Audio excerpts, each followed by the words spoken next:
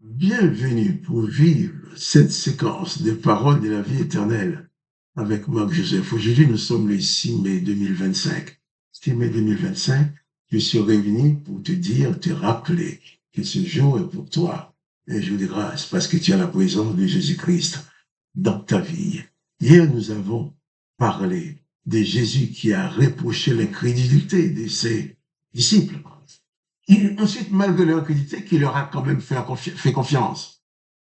Il ne faut pas attendre que tu sois parfait, que tu sois parfaite pour agir comme un témoin de Jésus-Christ, pour parler de lui. Quand il a dit, allez par tout le monde prêcher la bonne nouvelle à toute la création, sans aucune distinction. Que tu sois juif, païen, rouge, noir, blanc, quelle que soit la couleur, grand, petit, quelle que soit tes origines, quel que soit le pays où tu es, Jésus te dit, prêche la bonne nouvelle à toute la création. Car Jésus est venu ouvrir les portes de la vie éternelle à tous les humains qui sont sur la terre. Seulement, il y en a qui le refusent. Il y en a qui n'y croient pas. Mais Jésus dit, celui qui croira et qui sera baptisé sera sauvé. Mais celui qui ne croira pas sera condamné. Parce que celui qui ne veut pas croire en Jésus est déjà condamné. L'Éternel des armées a déjà mis son implacable condamnation sur tous les humains en disant « J'exterminerai l'homme que j'ai créé, depuis les hommes jusqu'aux animaux. » Ensuite, il a dit aussi, bien avant, « Empêchons les humains de vivre éternellement. » D'abord, la condamnation, c'est que chaque être humain vivant sur la terre, qui ne reçoit pas la présence de Jésus-Christ, la présence de Dieu dans leur vie, sont déjà condamnés. C'est pas Jésus-Christ qui les condamne. Ils sont déjà sous la condamnation que l'Éternel des armées avait, de sa propre volonté, avait mise sur l'humanité. Empêchons-les de vivre éternellement et j'exterminerai l'homme. Jésus vient. Il dit, celui qui croit en moi vivra éternellement. Là où il y avait, l'Éternel des armées a dit, empêchons-les de vivre éternellement. Jésus-Christ dit, celui qui croit en moi, personne ne pourra les empêcher de vivre éternellement. Car moi, Jésus-Christ, je donne la possibilité à ceux qui croient en moi de vivre éternellement, contrairement à la décision de l'Éternel des armées. Et comme l'Éternel des armées dit qu'il les exterminera, Jésus-Christ dit, eh bien moi, je les ressusciterai et ils vivront éternellement.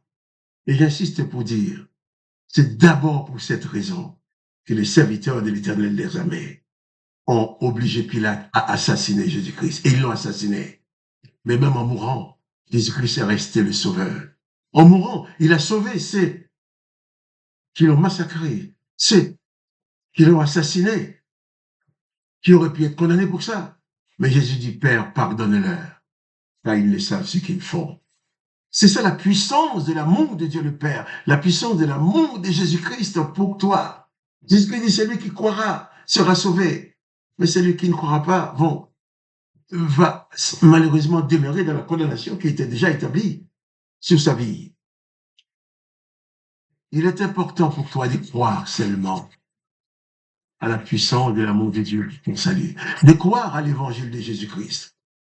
Il est important pour toi de placer ta confiance en Jésus-Christ, de savoir que les promesses de Jésus-Christ sont certaines et véritables. Quoi qu'il arrive dans cette vie sur la terre, tu vis sur un sol que l'Éternel des armées a maudit.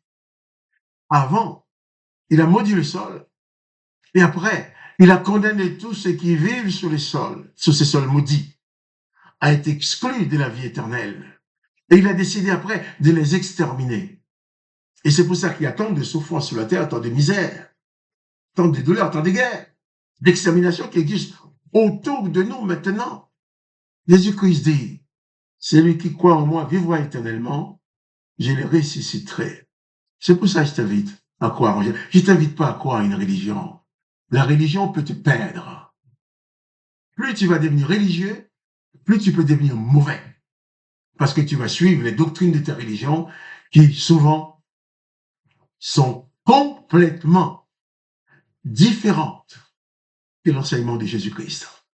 Tu vas suivre ta religion qui va te donner des dogmes, des règles établies par des humains pour dominer sur toi. pour s'emparer de ton argent. Il y a des religions qui ont même vendu des parcelles de paradis. Par exemple, pour construire la basilique Saint-Pierre. Je l'ai dit, c'est la vérité. On a vendu des attestations des paradis. On a vendu des parcelles de paradis. J'ai donné beaucoup d'argent pour que leur place soit assurée au paradis. C'est du vol.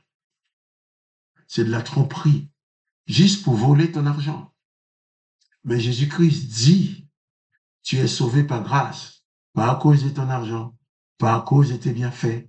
L'apôtre Paul a compris, il a dit aux Éphésiens, au chapitre 2, verset 8, je crois, c'est par la grâce que vous êtes sauvés par les moyens de la foi.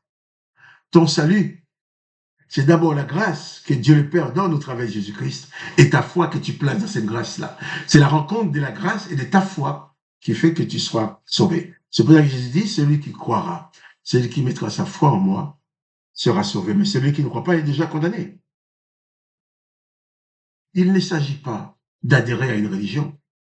Il s'agit de placer ta confiance dans le nom de Jésus-Christ, dans la valeur du sacrifice du Sauveur. Et que tu deviennes pour Jésus-Christ pas un religieux, une religieuse, et tu deviennes un disciple, un imitateur qui va parler du salut que donne le Dieu le Père par grâce, pas par mérite. Dans le salut en Jésus-Christ, il n'y a aucune notion de mérite, car personne ne pouvait rien faire pour se racheter de la condamnation implacable que l'Éternel des armées a mise sur l'humanité. Il n'y a que Jésus qui a pu le faire. On l'a tué, c'est vrai, mais il savait qu'on allait le massacrer. Il savait qu'on allait le condamner. Mais par amour pour toi, Dieu le Père a envoyé son Fils unique vers toi pour me permettre de te dire aujourd'hui, ce jour est pour toi un jour de grâce, parce que Jésus-Christ a payé le plus fort pour que tu sois sauvé. Il a payé de sa vie. Mais si tu crois en lui, tu es sauvé. Mais si tu ne crois pas, tu demeures sous la condamnation yaviste, la condamnation que l'Éternel les a mis sur l'humanité. Jésus-Christ est venu pour te sortir de cette condamnation. Alors, je t'invite maintenant, comme j'ai dit de le faire, je t'invite à croire en Jésus-Christ, à faire de Jésus-Christ ton sauveur, à recevoir dans ton âme la présence de Jésus-Christ, qui sera toujours avec toi en tant que maître, en tant que sauveur, et que quoi qu'il puisse arriver, que tu puisses dire que ta vie éternelle est assurée en Jésus-Christ et personne ne peut t'en priver. Que le nom de Jésus-Christ soit glorifié. Et je te dis surtout, pas de panique. Jésus-Christ est avec toi. S'il t'a donné la vie éternelle, il s'engage à te ressusciter lorsque ton corps sera exterminé par la condamnation de l'Éternel des armées.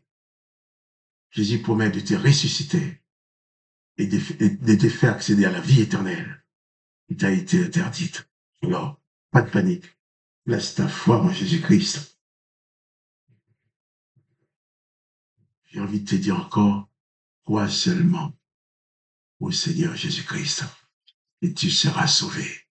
Non seulement dans cette vie, mais dans la vie pour l'extermination de ton corps.